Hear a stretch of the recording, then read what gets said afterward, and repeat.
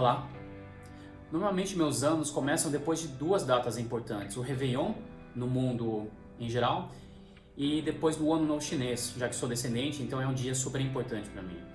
O ano de 2020 especificamente começou depois do dia 23 de janeiro, com o lockdown de Wuhan. Eu lembro claramente que eu estava assistindo TV naquele dia, acompanhando o noticiário, temendo muito pela questão dos impactos na saúde e também na relação e principalmente no sentimento contra a China. E de fato os dois aconteceram com muita intensidade. E do ponto de vista pessoal e profissional isso me impactou muito. Os sentimentos do quanto aquilo lá poderia reverberar, o quanto ia impactar pessoas conhecidas, familiares, enfim, todo o ambiente. E do ponto de vista profissional também.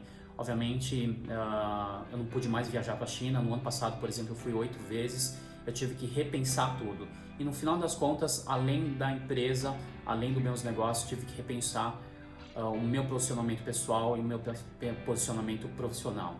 Acabei tomando caminhos diferentes, novos projetos que estavam parados, mas principalmente essa visão para dentro. Comecei a repensar muito com base em vários pontos e principalmente nessa questão da cultura e da mentalidade dos chineses. Isso foi importante também porque quando comecei a ter mais contato e as pessoas me perguntando com relação ao que vinha acontecendo na China, além de falar sobre inovação, eu sempre quis destacar muito o quanto o país estava se utilizando da sua visão, da sua mentalidade, da sua cultura para conseguir superar isso. Então, mais do que ser simplesmente um país, era um povo, era uma civilização lutando contra uma pandemia. A China conseguiu, o país conseguiu um período, agora a gente percebe que foi relativamente curto, no final das contas durou cerca de 76 dias o lockdown em Wuhan, e o país depois viveu outros períodos, mas com muito menos intensidade. E reputa-se muito isso, a questão da visão e da cultura. E aí eu quero trazer um pouco isso para nessa nossa conversa, para esse vídeo, para pensar muito nisso, principalmente em dois pontos que refletem muito propriamente a cultura chinesa. Uma visão de longo prazo, uma visão de uma civilização de um povo que passou por guerras, passou por fomes, passou por grandes devastações, entendendo que aquele momento é crítico, aquele momento pode ser um estado de guerra, como a gente está vivendo agora, mas ele vai passar em algum momento, sofrendo grandes perdas, mas as pessoas têm que entender que aquilo vai passar.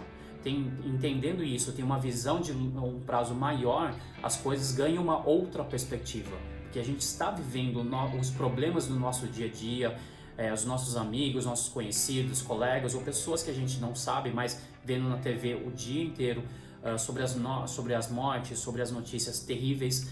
Quando a gente coloca isso numa perspectiva maior, a gente percebe que somos parte de um coletivo.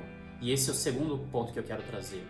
A gente sempre pensa muito nos dramas e nos problemas que não só a doença nos traz, mas também todas as restrições e limitações que toda essa pandemia e o isolamento está nos trazendo. A gente acaba olhando muito para dentro de si, só para nós também. A gente tem que pensar e olhar muito mais para o coletivo. Então esses são dois pontos que eu quero trazer como pensamento e reflexão, e principalmente dois pontos que reforçaram para mim muito pessoalmente ao longo desse ano. A gente tem que pensar, cada dia a gente acorda, cada dia nascemos novamente com uma nova chance para fazer as coisas acontecerem.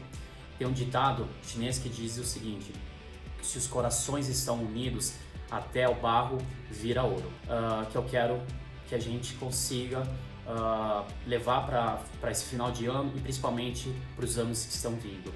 Muita união, obviamente muita paz, saúde para todo mundo, mas que a gente possa ter uma visão em conjunto e saber para onde a gente está indo e todo mundo caminhar junto.